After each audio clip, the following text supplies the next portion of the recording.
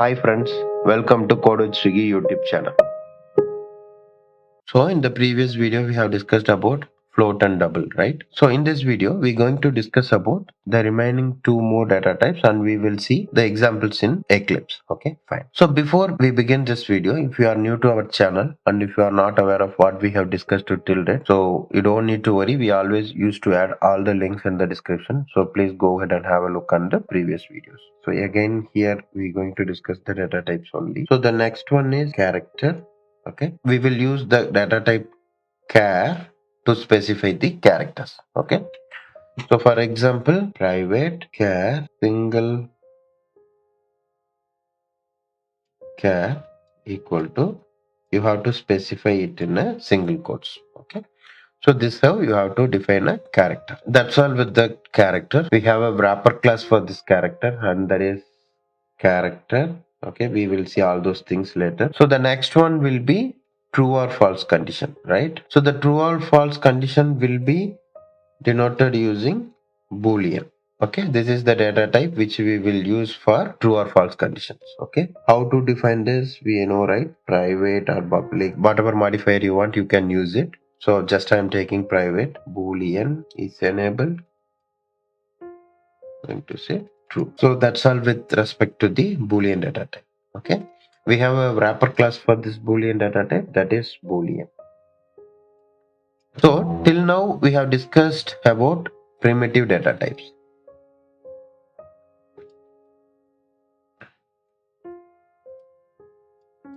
So we all know, right? We have 8 primitive data types. We discussed all 8 data types here: byte,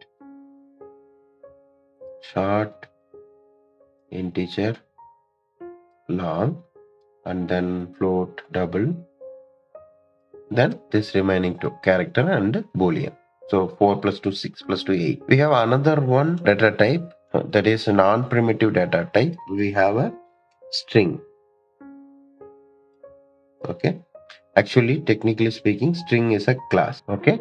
Fine. I will show you all those things. But in string, how we can define the values? Say for example, private, then data type name string, name. You have to specify it in double quote. Example. That's all.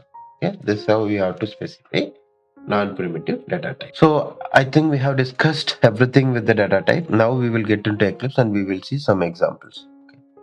I'm just creating a project called data types project. Okay, fine. We have to create a package.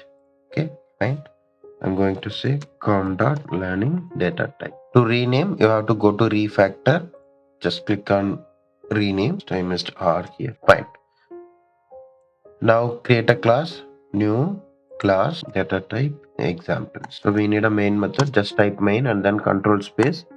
You will get a main method. I'm going to create a byte variable. Okay, so private byte num1 equal to 12 or 13, whatever it is. Just type like YSO and then just hit the control space. You will get option to get the system.out.print. We know the system.out.println is to print the value. Just I'm going to say byte variable value. Then we need to concatenate it, right? Cannot do it directly. You have to create an object, new data type examples dot num1. This is also a type of creating object. Okay, we will use to say it's an a referenceless object creation. Okay, fine. We will see all those things later, but this how also you can create object. Okay, see what is the value we are having. The 13 is printed successfully. Fine. Okay, we all know the byte will take value range from -128 to +127. Now I'm going to specify it like with -130. Type mismatch, cannot convert from integer to byte. Okay, it's saying it cannot hold this value.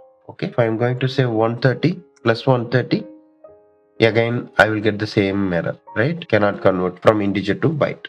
Okay, so it's proven that you cannot have a value more than 127. Okay, instead of that I will create a object because we need to use it for different variables, right? So I will say like data type examples.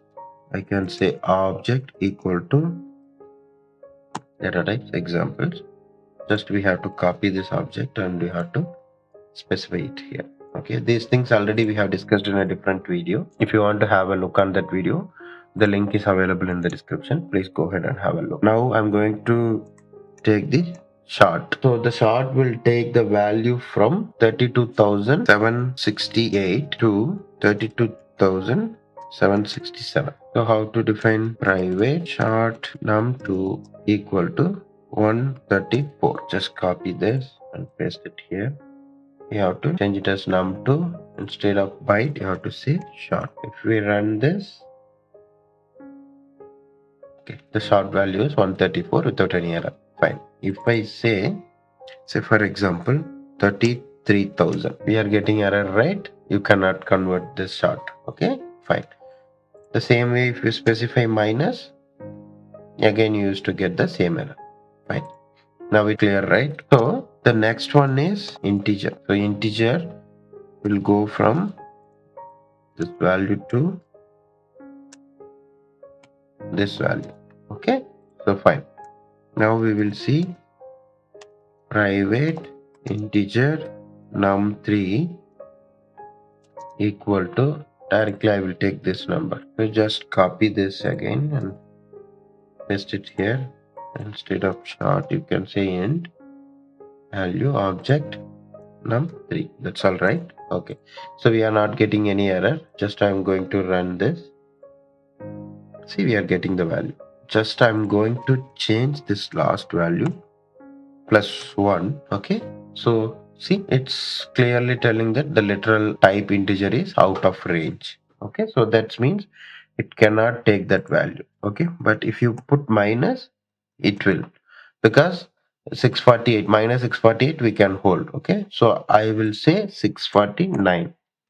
Now you will get an error, right? Okay, so it's proven that you cannot have the value after this range. Okay, fine. So now after this integer range, whatever value if you are having, then you have to specify long. I'm going to say private. How to define private long num4 equal to, I'm going to take this value. Okay, 64. Okay, 647. Okay, fine. Now I'm going to say 649. Okay, so see, whenever you are taking the value beyond this integer range, okay, and if we are, even though if we are putting into long, see, we are getting an error. It's telling type of int is out of range. Okay, so to specify a long value, at the end of this number, you have to say small l or capital L.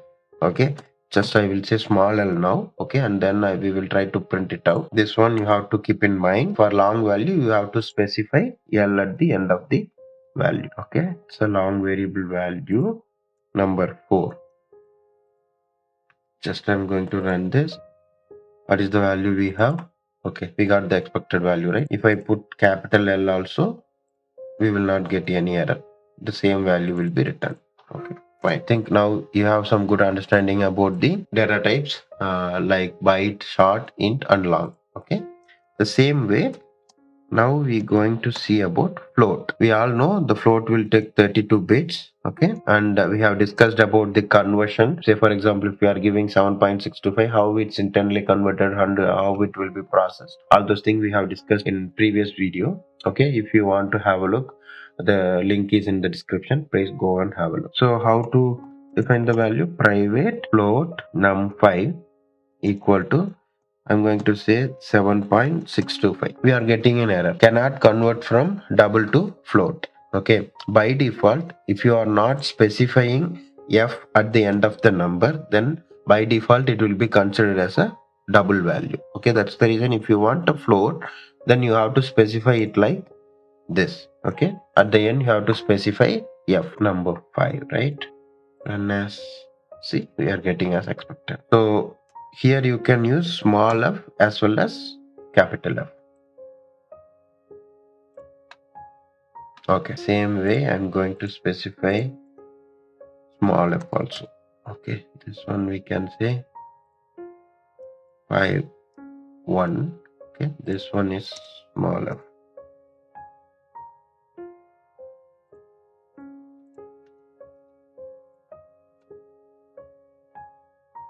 I'm going to say 5 underscore 1. If you run this,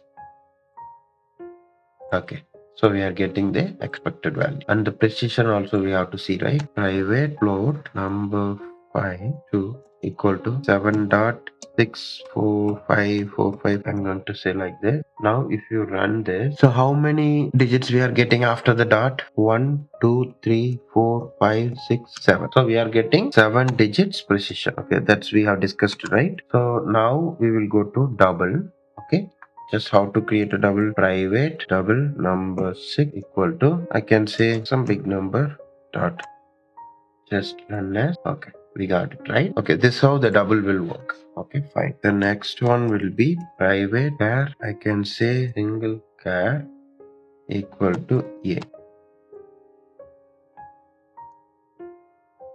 Just run this. Okay, if you see, we are getting a value a. If you specify two characters here, then it will not take. Okay, it will give you character invalid character constant. You have to specify only one character, and that too specified in a single quotes. Okay, fine. So if you go with the double quotes, then you will get an error. It will tell you cannot convert from string to character. Okay, so you have to specify it in a single quotes only. Fine. The last one, boolean, right? Private boolean is enabled true. Just I'm going to say boolean value plus object dot is enabled. Okay, just run this. See, you are getting true. So if I say false, the false will be given. Okay, fine. So this how we have to define all the data types. Okay, I think we saw about 8 data types, right? So see, byte, short, integer, long 4, float 5, double 6, character 7, boolean 8. Okay, so the last one, string. So how to define a string? Private string, you can say name. Okay, I'm going to say like hello world. The same way you have to access the values. Okay, so string value plus object dot name, right? If you right click and run as, you will get the hello world. Okay, so I told, right, the string is the special one and it's not a primitive data type. Okay, see, you could see the color difference between string and as well as the boolean, right? So if you try to click on control and if you do mouse over and if you click on the boolean, okay, it will not take you anywhere. Okay, but the same way if you do on string, okay, it will give you a open declaration, that is it's a class, right? So see, it's a class which is defined in Java lang package. We will discuss in a different video about this string. Okay, so here the string will act like a data type also. That's all about data types in Java. I think now you are very much clear with data types, right? Okay. Here private, this byte and sort, integer, this class, public, package, all those things are highlighted in a different color, right? So that means these are all reserved keywords in Java. Okay, so in the next video we will see what are all the keywords which is reserved in Java for the programming usage. I hope now you have some good understanding about data types and how to access the data type or how to use the data types. All those things we have covered in a detailed way. Still, if you guys having any doubt, please put your comments in the comment box so that we will try to have a look and revert back as soon as possible. Thanks for watching our videos. Please subscribe our channel for more videos like this. Keep supporting us. Thank you.